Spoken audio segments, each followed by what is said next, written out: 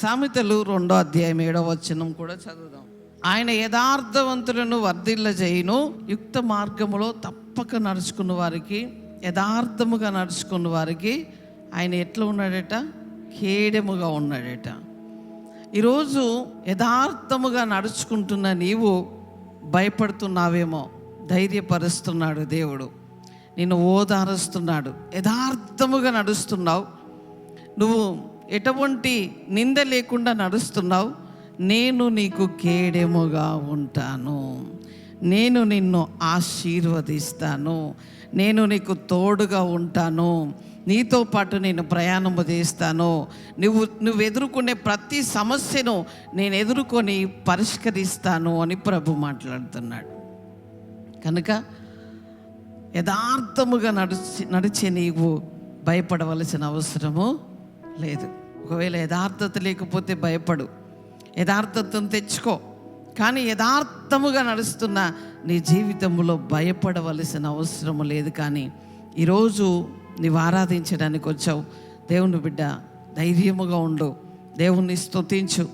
ఆయనే మనకు కేడెముగా ఉంటే, ఆయనే మనకు అతిశయ స్పందముగా ఉంటే, ఇంకా నేను వచ్చి తాకడానికి, నేను ముట్టడానికి, నీ పరిస్థితులను తారుమారు చేయడానికి దేవుని అనుమతి లేకుండా ఏది జరగదు. కనుక ధైర్యముగా ఉండండి, ప్రభును ఆరాధించండి, స్తుతించండి, ఘనపరచండి. ప్రతిరోజు ప్రభుతో నడవడం మానకండి. ప్రతి ఉదయము, ప్రతి సాయంత్రము ఆయనకు కృతజ్ఞతాస్తుతులు చెల్లించండి. ప్రతి విషయములో మానక ఏం చేయాలి? ప్రతి విషయములో మానక కృతజ్ఞతాస్తుతులు చెల్లిస్తూ ఉండండి. పరిస్థితులు నీకు ఇప్పుడు ఎట్లనో కనిపించవచ్చు, భయంకరముగా కనిపించవచ్చు, బాధకరముగా ఉండొచ్చు, చాలా వేదన కలుగుతూ ఉండొచ్చు. కానీ ఒకరోజు ఉన్నది, మన తల ఎత్తబోతున్నాడు. ఆమె చెప్పండి. కానీ యథార్థతను వదిలిపెట్టద్దండి.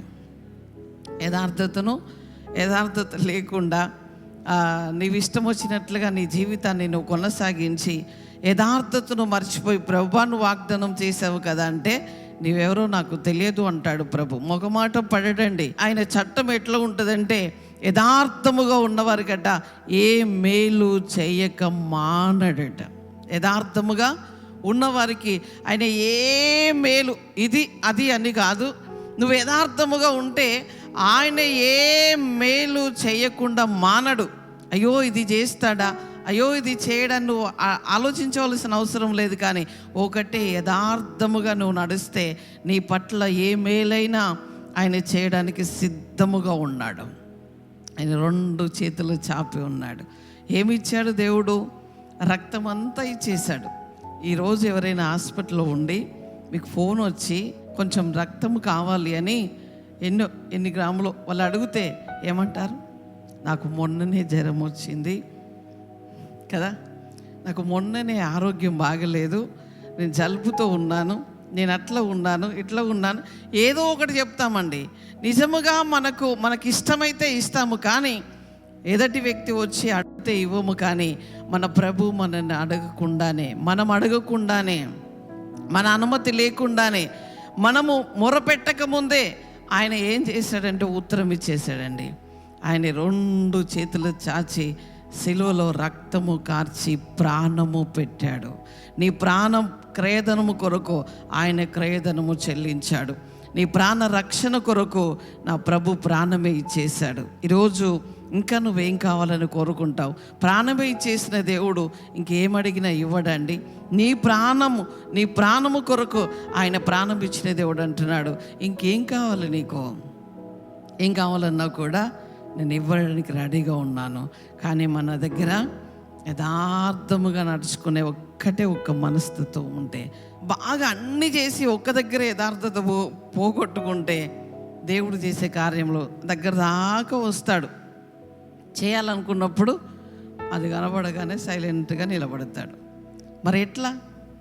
ఎన్ని సంవత్సరాలు ఇట్లా ఈ ఆశీర్వాదం లేకుండా ఎన్ని సంవత్సరాలు ఉంటారు?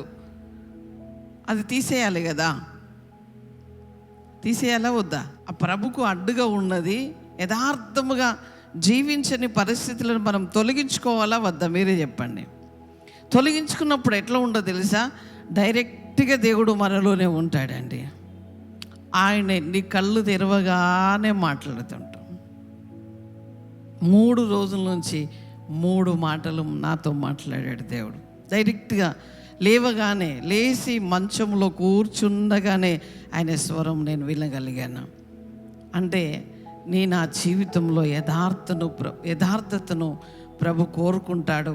ఆ యథార్థ జీవితంలో అద్భుత కార్యములు చేయడానికి నీ పక్షముగా కేడెముగా నిలబడతాడు. కేడెముగా నిలబడి ఆయన నీకు చేయవలసిన మేలంతటినీ చేయకుండా మానకుండా ఆయన నిన్ను వర్ధిల్లింపజేస్తూ ఉంటాడు. ప్రేమైన సహోదరి సహోదరుడా, ఈరోజు బాధతో ఉన్నావేమో, దుఃఖంతో ఉన్నావేమో, నీ హృదయ వేదన ఎవరికి అర్థం కావట్లేదు, కానీ నీ సృష్టికర్త మాత్రం ప్రతి క్షణము చూస్తూ ఉన్నాడు. ప్రతి నిమిషం ఆయన చూస్తున్నాడు. నీకు ఇవ్వవలసినవన్నీ కూడా ఇవ్వడానికి నా ప్రభు సిద్ధపరిచి ఉన్నాడు.